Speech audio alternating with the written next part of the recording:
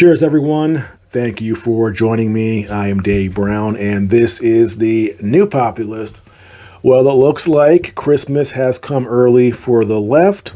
There are now indications that the grand jury in New York will indict former President Donald Trump on charges that relate to payments made to Stormy Daniels.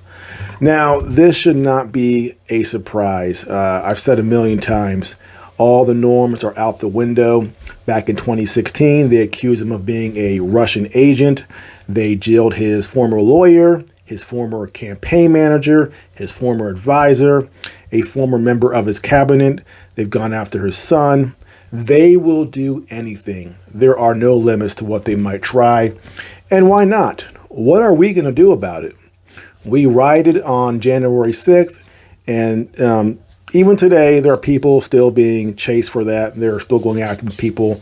They announced that they're looking for 1,000 more participants on that day, and there will be charges pressed against them when they are found by the FBI. So this should not be a surprise.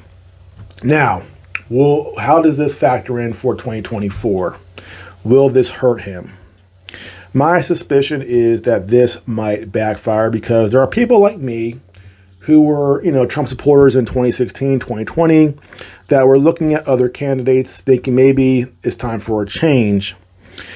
With this happening, I am now reinvigorated. My support for Trump has come back 100%. If I was leaning toward DeSantis or somebody else, that's all gone now. It's either Trump or bust because we cannot reward the deep state by saying, bye, Trump, we're going to go someplace else. Also, as far as Trump's campaign, one thing he was doing that I found irritating was he was attacking Ron DeSantis in ways that were kind of cringeworthy. That kind of is what Trump does. He attacks people. But in 2016, when he did it, we didn't mind because he was attacking Marco Rubio and Jeb Bush, people we didn't like. Ron DeSantis, not a bad guy. I did not like seeing him attack Ron DeSantis. And now that he has this indictment, hopefully his attention will now be focused on this indictment, not Ron DeSantis. And of course, being a martyr will make him look good in the eyes of the public.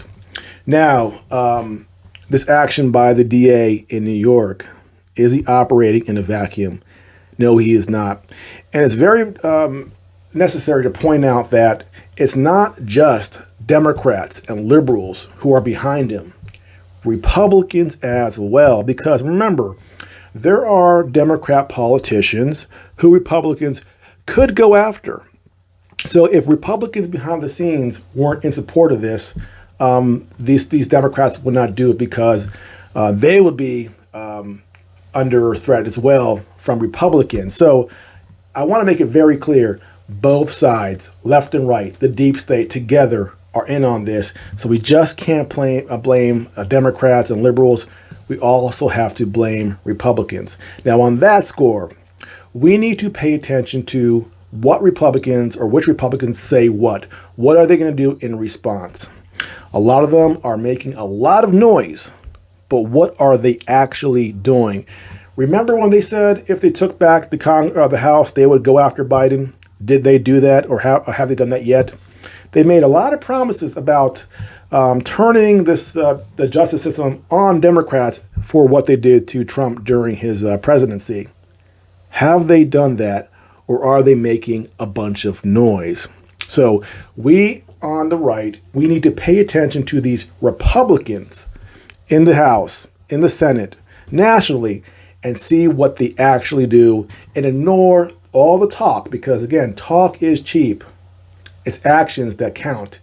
And if they don't take actions that are punitive against the Democrats, against the deep state, they too are then in cahoots with them, and we should cast them aside as well. So pay very close attention, because we're going to hear a lot of barking in the next couple of days from Republicans slamming the desk saying this is out of bounds. This should never happen. But then they do nothing.